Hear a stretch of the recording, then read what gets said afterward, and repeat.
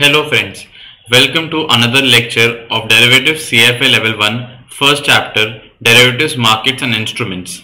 So first of all, हम आज के वीडियो में क्या क्या करने वाले हैं वो मैं पहले आपको एक बार बता देता हूँ and then we'll move on. Okay? So we'll be discussing from question number 29 till question number 41 or 42 and then last के 10 questions जो है वो मैं last part में upload कर दूंगा. Okay? There will be one more part to this chapter. So let's begin. The first question that we have for today is, in a declining interest rate environment compared with CMO's class A tranche, its class C tranche will be repaid. Okay, so I don't know why exactly this question is over here because ये आपके fixed income chapter का है and इसके लिए you require a knowledge of fixed income which is of collateralized mortgage obligation. Okay so वहां पे आपकी tranches बनती है class A, class B, class C and there is something known as prepayment risk. So I won't be going into that right now. Derivatives के video में I will separately covering it into the fixed income chapter. Okay, next question भी for a given CDO दिया है. Again, I think we should leave this over here, even though easy questions है, but then again they do not belong to this chapter, so we should not be solving these questions over here. ठीक है, तो हम लोग ये question भी छोड़ देते हैं. We'll move on to the next question. Just write fixed income over here. ठीक है, so in the future when you reference these questions, you should be aware of the fact that ये fixed income chapter से हैं. Okay, मतलब fixed income subject से हैं. Next है, which of the following derivatives allows an investor to pay the returns on a stock index and receive a fixed rate? So क्या बोल रहा है ये बेसिकली कि पहली बात तो you're trying to कहीं ना कहीं आप एक स्टॉक इंडेक्स पे कुछ पे कर रहे हो एंड दूसरे साइड से आप एक फिक्स्ड रेट रिसीव कर रहे हो. तो अगर आप ध्यान से देखोगे तो ये स्वैप की बात कर रहा है. कैसे स्वैप की बात कर रहा है? I'll just show you with the help of a diagram. So whenever you enter into an stock equity swap या फिर हम उसको इंडेक्स स्वैप बोलते हैं. सो बेसिकली एक ऐसा स्वैप है जो इंडेक्स के रिटर्न्स या इक्विटी के रिटर्न्स के ऊपर है. Okay, so by that what I mean is कि whatever is the returns of your stock और whatever is the returns of your index, आप उसे क्या करोगे? आप उसे आगे पास ऑन कर दोगे. ओके, एंड उसके एक्सचेंज में आप क्या कर सकते हो? आइदर आप किसी दूसरे इंडेक्स के ऊपर उससे रिटर्न्स ले सकते हो. It could be on some other index, that is let us say this is on index B, this is on index A, और यहां पे कुछ और भी हो सकता है. It could be interest rates. Basically the other leg, that is इसको लेग बोलते हैं. The other leg could be anything but one leg in a index swap और in a equity swap is basically what it is stock. Okay, I hope this is clear.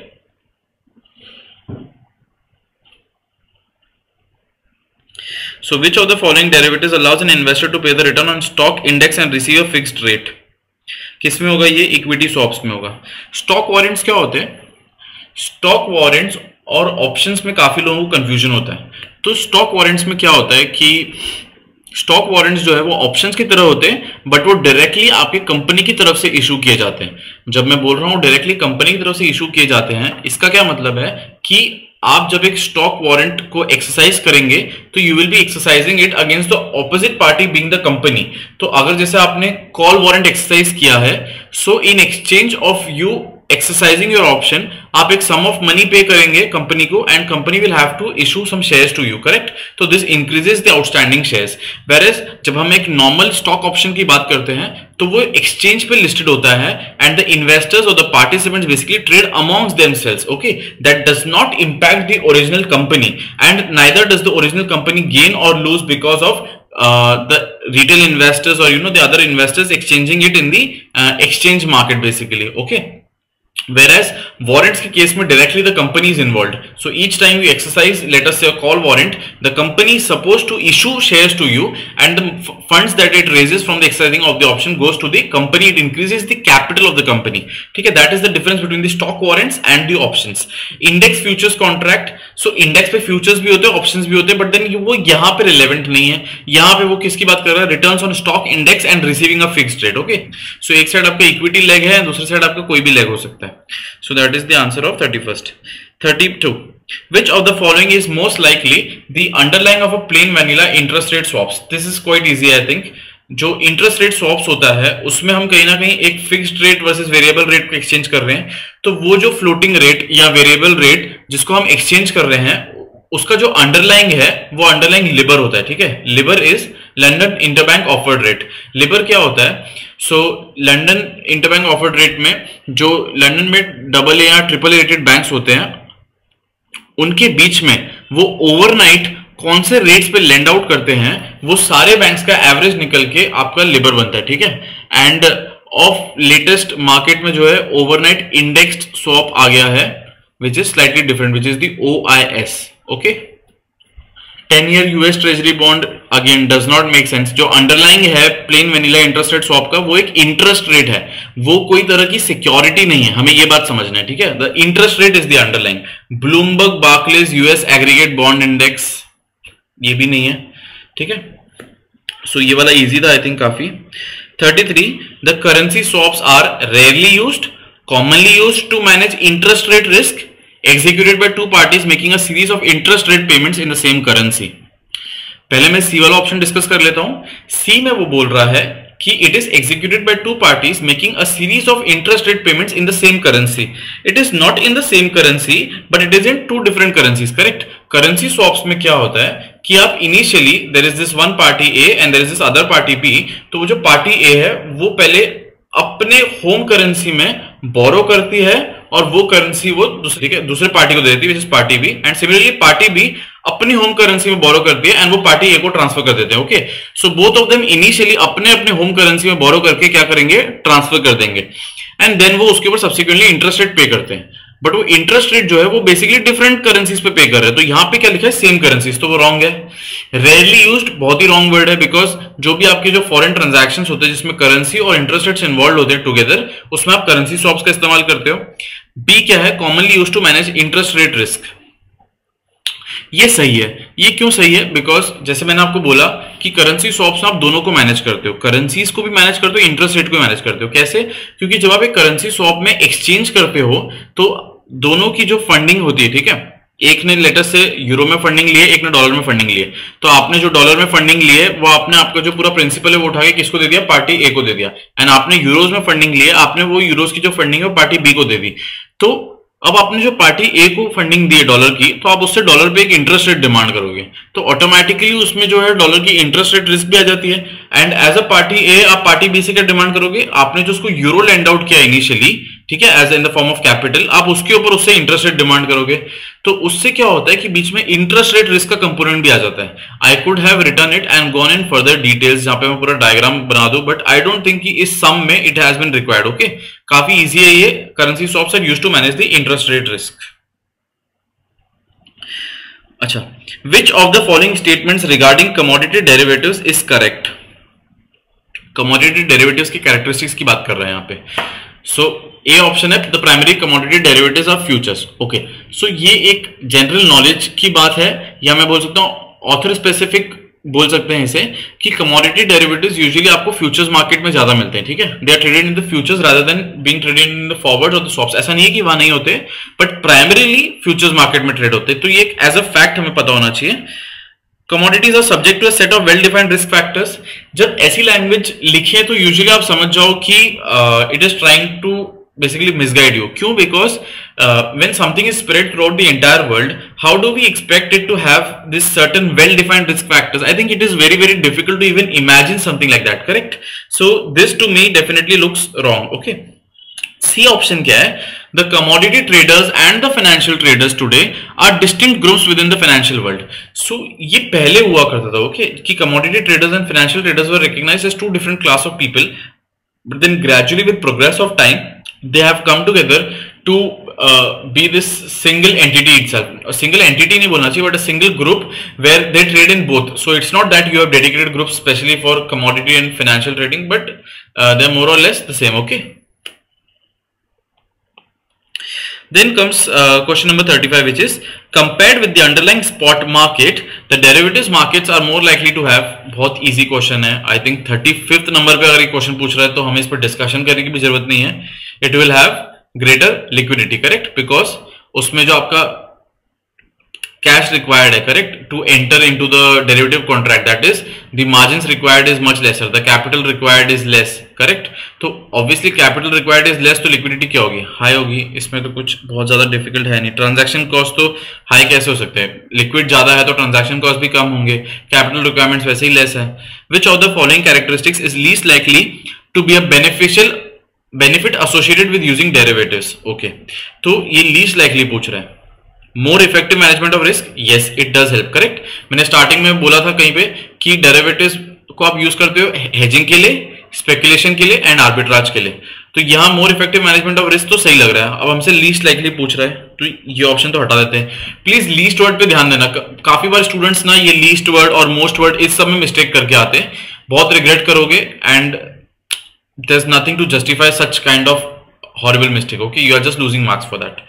Payoff similar to those associated with the underlying, ये ridiculous है basically, यही least likely है.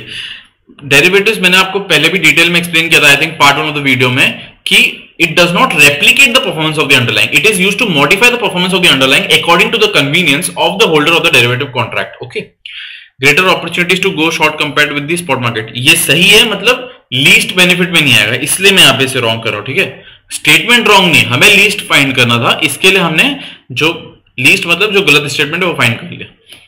विच of the following statements best represents information discovery in the futures market? Okay, देखते हैं.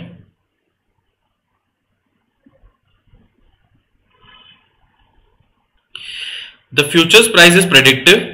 The information flows more slowly into the futures market than into the spot market. The futures market reveals the price that the holder of the asset can take to avoid uncertainty. C right लग रहा है. क्यों C right लग रहा है? Futures का price predictive नहीं होता. ठीक है, आपकी जो एक्सपेक्टेशंस थ्योरी है वो आपको एक एक्सपेक्टेड स्पॉट रेट बताती है, जिसपे आप सोचते हो कि maybe the forward rate will converge और it won't converge, we don't know. Okay, interest rate parity does not often hold. Okay, तो अगर आप सोच रहे हो कि इंटरेस्ट रेट पैरिटी से पता कर लेंगे, तो interest rate parity does not hold true in real life many times, and उसके लिए उसके against people do hold positions. Okay, एक बात तो ये हो गई. दूसरी बात क्या हो गई कि information flows more slowly into the futures market then it does into the spot market. Okay, तो ये तो एब्सोल्युटली रॉन्ग है. क्यों? बिकॉज फ्यूचर्स मार्केट में आपका कैपिटल रिक्वायर्ड क्या है, लेस है. अगर कैपिटल रिक्वायर्ड लेस है तो there will be more number of people who will be willing to participate in such markets ना, क्योंकि ज्यादा पैसा लगाने की जरूरत ही नहीं है. तो ऑब्वियसली बचता कौन सा ऑप्शन है? C option. सी ऑप्शन बोल रहा है कि futures market reveals the price that a holder of the asset can take to avoid uncertainty. तो फ्यूचर्स प्राइस या कोई भी डेरिवेटिव्स की अगर आप इन जनरल बात करो, तो एक डेरिवेटिव्स का फीचर क्या होता है कि आप उसका आज जो प्राइस है वो लॉक इन कर सकते हो for the future transaction purposes, correct. तो प्राइस आपने आज फिक्स कर दिया, बट वो ट्रांजैक्शन जो है फ्यूचर में होगा. ऑप्शंस में भी यही होता है, फॉरवर्ड्स में भी यही होता है, स्वैप्स में भी यही होता है. Standing at a point today you can determine the price of somewhere in the future, correct. अब इसके बाद क्या होता है? Why do you lock in a price? You lock in a price because आपको आपका लेटर से हेज करना है रिस्क. हेज करना है आपका रिस्क का क्या मतलब है कि ये मैंने एग्जांपल पहले भी दिया था कि अगर आपको लग रहा है 6 मंथ्स बाद लेटर से डॉलर का प्राइस बढ़ने वाला है and you are suppose to pay dollars to somebody. Okay, so if you are supposed to pay dollars to somebody, then you are scared that after 6 months you might have to borrow the dollars from the market at a very high rate and then give it to them, correct. तो आप क्या करोगे? आज ही bye कर लोगे. The derivative market tends to transfer liquidity from the broader financial markets. Transfer liquidity from नहीं होता है, to होता है. Derivatives का पर्पस ही क्या है? It increases the liquidity for the financial markets ना. जैसे जैसे कैपिटल रिडक्शन कम हो जाता है तो उस चीज में लोग बेट कर पाते हैं, उस चीज में लोग अपना ओपिनियन प्लेस कर पाते हैं via derivatives, correct. Short sellers क्या करते हैं? शॉर्टिंग करते हैं. कैसे करते हैं? वाया डेरिवेटिव्स कर लेते हैं, फ्यूचर शॉर्ट करके, करेक्ट, या ऑप्शन राइट करके, कॉल ऑप्शन राइट करके. तो it allows in a less capital for the people to actually participate in the market, so it helps in liquidity flowing to the broader financial markets, not reflecting fundamental value after it is restored in the underlying market. ये भी wrong है. It helps in reflecting the fundamental value. Offers a less costly way to exploit mispricing in comparison to other free and competitive financial markets. ये बात सही बोल रहा है. ये सही क्यों बोल रहा है? Because obviously as capital required is less, so it is a less costly way to exploit any kind of mispricing. अगर आपको लग रहा है कि जो आपके कैपिटल मार्केट्स है वहां जो प्राइसेस चल रही है वो सही नहीं चल रही, तो आप उसके अगेंस्ट क्या करोगे? डेरिवेटिव्स में पोजीशंस बिल्ड करने का ट्राई करोगे. डेरिवेटिव्स में उसके अगेंस्ट पोजीशन बिल्ड कर रहे हो तो इफेक्टिवली आप क्या कर रहे हो? आप एक तरह से मार्केट की एफिशिएंसी बढ़ा रहे हो. ठीक है. Which of the following statements most likely contributes to the view that derivatives have the same role in causing, have some role in causing the financial crashes? Okay. तो इसमें ऑप्शन ए क्या है, derivatives are the primary means by which leverage and related excessive risk is brought into the financial markets. काफी हद तक सही है ये, मैं ये नहीं बोलूंगा कि स्टेटमेंट गलत है, बट प्राइमरी मीन्स बोल के उसने बोला है कि this is like the only means by which you can get leverage into the financial markets. I don't believe it to be the only means by which you can bring leverage into the financial markets. Okay, second is growth in the number of investors willing to speculate in derivatives markets lead to excessive speculative trading। ये सही लग रहा है। क्यों ये सही लग रहा है? Because derivatives allow us for speculation. Speculation मैंने कई बार बताया, इसको आप सोच सकते हो सट्टा लगाना, ठीक है। तो जब मैं स्पेकुलेशन की बात कर रहा हूं तो ऑब्वियसली स्पेकुलेटिव ट्रेडिंग में तो you are not trying to hedge और cover your position, instead you are betting on things to happen और नॉट हैपन, करेक्ट। एंड जब आप ऐसी चीजें करने लगते हो तो ऑब्वियसली क्या होता है, it can also lead to financial crisis और financial crashes. How is it possible? So what happens is, कई बार क्या होता है कि people start side bets in the derivatives market betting on some other instrument to fail. Okay, और इसमें क्या होता है कि एक तो वो इंस्ट्रूमेंट फेल होगा तो उसका जो एक्सपोजर है उसको तो पूरा the system has to bear the brunt, correct. The entire system is supposed to bear a brunt for that particular exposure failing. But अब क्या हो रहा है यहाँ पे, there are two parties. I'm talking about really big parties. Okay, let us say there are two big banks who are speculating amongst themselves. तो जब वो भी आपस में साइड बेट्स लगाने लगते हैं तो उससे क्या होता है कि वो पर्टिकुलर ट्रांजैक्शन की वजह से जो कैस्केडिंग इफेक्ट क्रिएट होता है वो मैग्नीफाई कर देता है पूरे के पूरे फाइनेंशियल मार्केट्स में effect, and it destroys the entire markets. This had happened in the 2008 crisis. Okay, restrictions on derivatives such as enhanced collateral requirements and credit mitigation measures in the years leading up to crashes introduced market rigidity। तारीफ कर रहा है ये तो मेरे को लग रहा है यहाँ पे, correct. Enhance collateral requirement, credit mitigation measures, ये सब तो एक तरह से आपको ऑप्टिमिस्टिक चीज है। Then comes 40, in contrast to gambling derivative speculation has a positive public image. पहली बात तो यार इस तरह के सवाल मैं एक्सपेक्ट नहीं कर रहा हूँ एग्जाम में आने के, ये बहुत ही जेनरिक सा सवाल लिखा है, has a positive public image. नहीं, डेरिवेटिव स्पेकुलेशन का कोई पॉजिटिव इमेज तो नहीं होता है। It's not like people look up to you for speculating in the derivative market. Is a form of financial risk taking. Financial risk taking जरूरी नहीं है, ऐसा नहीं बोल सकते कि it is a form of financial risk taking, maybe you are using it for the purpose of hedging. Benefits the financial markets and the society, it does. How it does benefit the financial markets and the society? मैं इसका एक बहुत simple example ले लेता हूं। So you can short in the futures. So when you are effectively shorting in the futures, you are able to extend a belief of yours that this particular security or this particular index is overpriced, correct? Now when you do this, what you're effective, so you're not alone here, okay? पहली बात, आप यहाँ पे अकेले नहीं हो, there are a lot many people like you, and when everybody starts shorting, it does create an opposite position in the futures market on the stock, correct? It creates a burden on the stock कि there are too many people who are shorting in the futures market. So obviously when there are so many people who are shorting, it sends out that there is a belief system amongst the people that the stock is going to crash, okay? People are building positions against the stock, so it kind of regulates it, okay? Because when you're shorting, effectively what you're doing is you're selling it into the future now. Now when everybody is selling it into the future, the price will definitely go down. So that is how you're benefiting the financial markets and the society, okay? इसके लिए बोलते हैं कि short sellers are the boon to the society because they are fighting against everything. They are fighting against the optimistic news which you see on the news channel. They are fighting against the optimistic fund managers. They are fighting against the optimistic ads which you see, which are always saying you to invest, invest, invest. The short sellers are the ones who try to keep a check on the market. ठीक है? Derivatives may contribute to financial contagion because of the A, centrally cleared nature of the OTC derivatives, B, associated significant costs and high cap requirements, C, reliance by derivative speculators on large amounts of leverage. Centrally cleared nature of OTC derivatives तो एक advantage है OTC derivatives का, या एक modification है OTC derivatives का positive direction में जो 2008 की फाइनेंशियल क्राइसिस के बाद आया है, ठीक है? तो फाइनेंशियल कंटेजन नहीं होगा इस वजह से। कंटेजन मतलब basically huge amount of losses की बात कर रहा है वो। Associated significant cost and high cap requirements, high cap requirements होते ही नहीं तो ये भी रॉन्ग है। Reliance by derivative speculators on large amounts of leverage, ये सही है। क्या बोल रहा है कि एक तो लोग स्पेकुलेशन कर रहे हैं तो इसके अंदर आप सट्टा लगा रहे हो, उसके ऊपर से आप सट्टा कैसे लगा रहे हो, आप huge amounts of leverage create कर रहे हो ना। जब आप एक डेरिवेटिव्स में let us say you are just putting in $20 and you are betting on something which is worth $200, तो आप सिर्फ $20 से basically huge amount of leverage पे खड़े हो, correct? Because you are playing on something which is worth 200 and आपकी जेब में सिर्फ 20 रुपए, तो कहीं ना कहीं this creates a lot of riskiness and this creates a financial contagion. Okay, reliance but derivative speculators on large amount of leverage. Then हम देखते हैं 42. The complex nature of derivatives has led to a the reliable financial models of derivatives markets, be widespread trust in applying scientific principles to derivatives, C financial industry employment of mathematicians and physicists. तो पहले दो अगर मैं देखूं ना तो मैं ज्यादा CFA नॉलेज यूज ही नहीं कर रहा हूं यहाँ पे. मैं ये बोल रहा हूं कि मुझे पहले दो बहुत ही ऑप्टिमिस्टिक लग रहे हैं.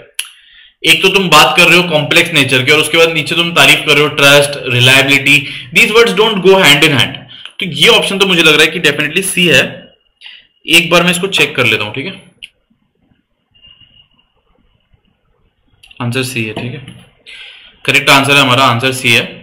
बाकी के जो 9-10 क्वेश्चंस है वो I think I will be just discussing in the next chapter and I will upload it maybe probably tomorrow और day after tomorrow, something like that. Okay, so like, share और subscribe करना मत भूलना please, and do share it amongst your friends. It might be helpful to somebody. Thank you so much.